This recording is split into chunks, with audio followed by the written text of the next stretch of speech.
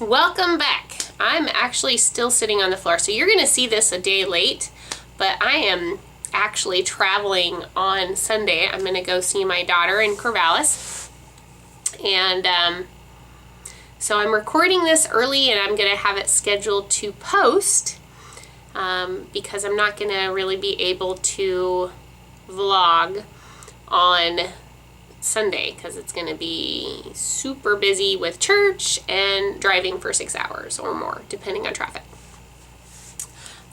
Plus, this way, it's really easy for me to remember where I left off.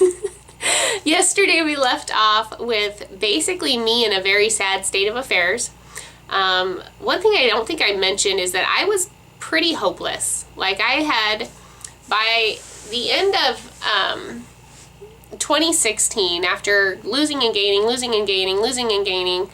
I had just decided that my minimum weight was probably about 220 pounds, that was just the size I was going to be for the rest of my life. My mom is a heavier lady, my aunts are heavier ladies, and I thought, that's what's in the cards for me. And I thought that I was pretty healthy for that weight. Obviously I wasn't, because I had all these health issues, but I thought they were caused by something else, and I kept asking my doctor, I'm like, why do I have asthma? I've never had asthma as a child. I never had asthma as a teenager. Why do I have asthma now? And, the doctor's response was, well, sometimes people just get it. Okay. You get asthma if you're fat. So there you go. At least that was me. I mean, there are some people that actually are born. Like, my son was born with asthma. I was not. I should not have had asthma. Anyhow, so in 2017, my daughter had finished up. She went off to college. She graduated in 2016, went off to college. And as most kids do when they're on their own their first year, they tend to gain a little bit of weight. So her first term, she put on a little bit of weight, not a bunch, but, probably that freshman 15. And we kind of laughed it off. It wasn't a big deal. She's not like a chubby girl by any stretch of the imagination. She's still, to me, looked like she was in a healthy range. I wasn't concerned. But then unfortunately, she continued to gain more weight. She didn't, again, not like tons and tons, but I think she gained another 10 pounds, another 10 or 15 that next term. However, when we saw her at spring break, at that time I actually had noticed that she had gained, a substantial amount of weight for her height. And again, she wasn't morbidly obese or anything like that. But I could tell that, she was the biggest I had ever seen her. And I could tell that she was not comfortable in her skin. Like, she didn't like it. And, when I would talk to her, she told me, she's like, Mom, I don't get it. I'm not eating very much. I'm not hardly eating. She started working out. And she's like, but nothing's happening. And I'm like, well, are you being consistent? And we kind of talked about, her eating the way she ate and stuff, and she would have some pasta. She loves bread. So she was, thinking she was eating health. She's like, well, I'll have a pasta and some bread, and that's all I'll have all day. And I'm like, oh, well, that's not very, and again, I'm thinking calories and fat, and I'm like, well, that's probably fine. But, just try to exercise more consistently, right? Because if you move more, you lose weight. So she went back to school for spring term, and she didn't gain any more weight, but she couldn't even lose a pound, like not a single pound. She started playing tennis for 2 hours a day, going to the gym, lifting weights, doing circuit training, and she felt better, right? Because endorphins were going and it was helping her moods and that sort of thing. But she's like, Mom, I can't lose this weight.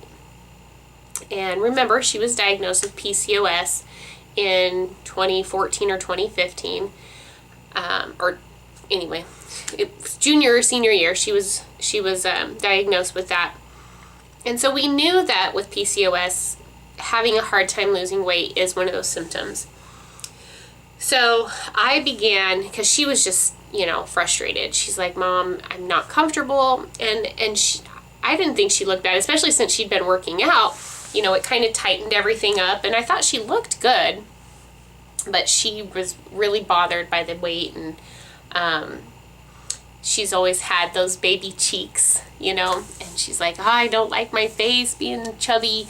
I don't think she ever looked chubby, but she did. And so I was like, well, you're going to come home for the summer, and I'll look into this. So I began researching PCOS symptoms and weight loss. And for me, I kind of looked at it as an opportunity to help her with her PCOS, because there's some other ramifications that PCOS leads to, right? PCOS can lead to cancer, it can lead to infertility, a lot of other health issues. So for me, I was more concerned with that. But if the weight loss was the motivation for her, then I was like, I'm going to take this opportunity.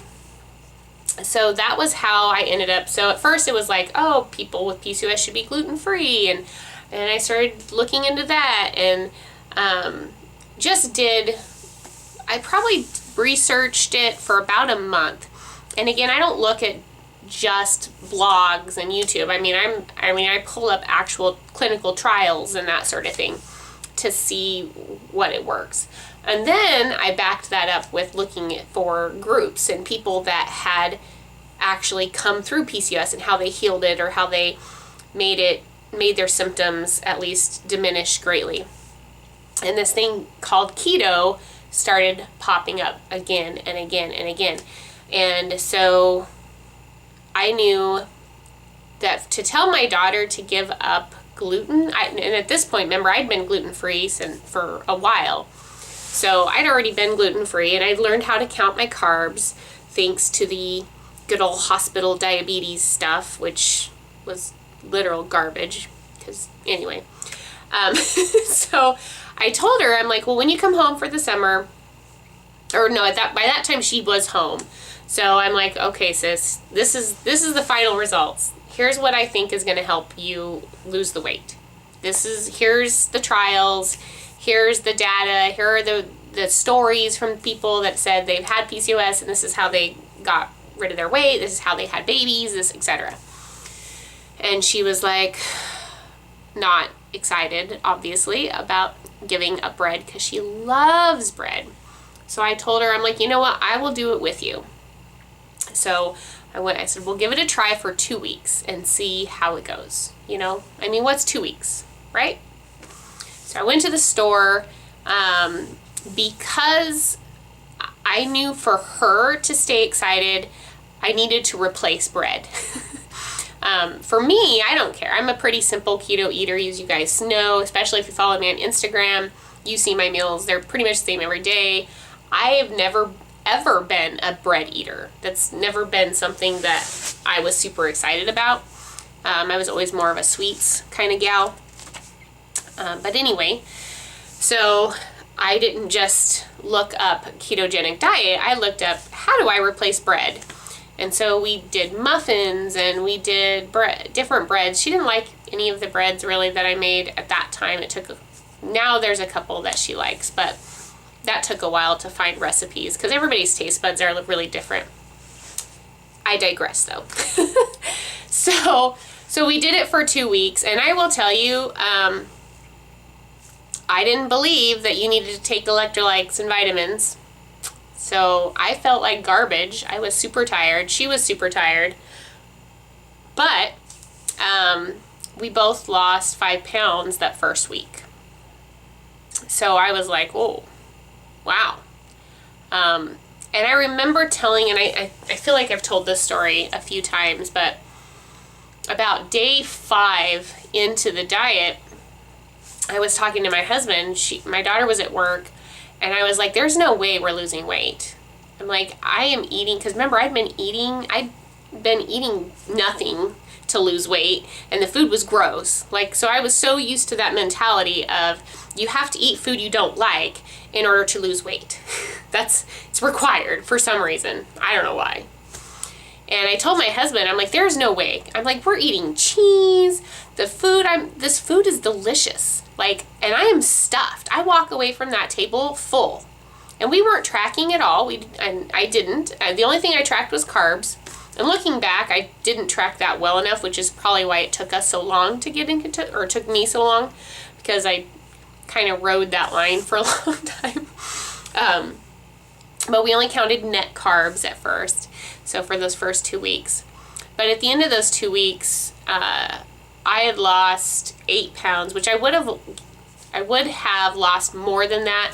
But with the first day of the second week, I felt like garbage, right? And so I was like, you know what, maybe I'm just going to try low carb instead. And so obviously that restarted everything for me. But Chantal had stuck to it. And she lost, I think she lost another 4 or 5 pounds that second week as well. So she was obviously excited, because she's like, Mom, I've lost more weight in 2 weeks than I've lost in 6 months. And honestly, I thought when I researched this for her and I told her I'm going to do it with you, I knew in my head that she was going to go back to school, right, in September. So my original plan was, I'm going to do this during the summer. Anybody can stick to something for 6 weeks or 8 weeks or 12 weeks or whatever it was. However, I can't remember how many weeks were left in the summer before she went back to school. But it was, I was like, I could do that. That's not a big deal. She'll go back to school. I'll go back to eating what I eat, and everything will be good. Well, exactly 2 weeks later was the first day I woke up and didn't feel tired and all that stuff. You need electrolytes. I will get into that in a later video. They're very, very important though. But I felt clear. Like my head, I was firing, just like they talk about, your brain is all of a sudden just super fast. And I was like, wow, things are clear. I don't feel like garbage today. And I love the food that I'm eating. I don't know if I finished that sentence earlier with my husband, so I'm going to finish it now. If I already finished it, then bonus. But I had told him, I'm like, there's no way that I'm going to lose weight. I really didn't think so. I did not think that there was any way possible you could eat good, delicious food and lose weight. I thought that was absolutely impossible. So good news, it is possible. So that is how I found keto. And now here we are over a year later. That was July 1st, 2017 that we started. We made a lot of mistakes along the way. I made a lot of mistakes, and I've learned a lot in that year. And I'm still learning, and I find it's fascinating. It amazes me how big of an impact food really has on your health. And I really believe that when you put something in your body, it is either going to heal you or it is going to hurt you. There's no between. There's just not. So you have to make that decision moment by moment. And sometimes we make the wrong one. I mean, I get it. But there are definitely some things that, I have not had sugar. I have not had any starches or grains since the beginning of the second week. I had some corn nachos, like I said. But since then, I haven't had any of that. I have gone over my calories and etc. I've talked about that in other videos, but I don't have any desire to ever go back to poisoning my body. And why would I, when the food that I eat is absolutely delicious? Alrighty, that is why I did keto. I will see if I can hunt down. Actually, I think in the next post, maybe I'll show you some video of me in different clothes. That'll be kind of fun for you to see how much I've changed. So I actually have the clothes that I used to wear still in my closet, because I was too paranoid to give them away. So I still have them. I need to get rid of them now. But so in the next video, I will actually show you what I look like.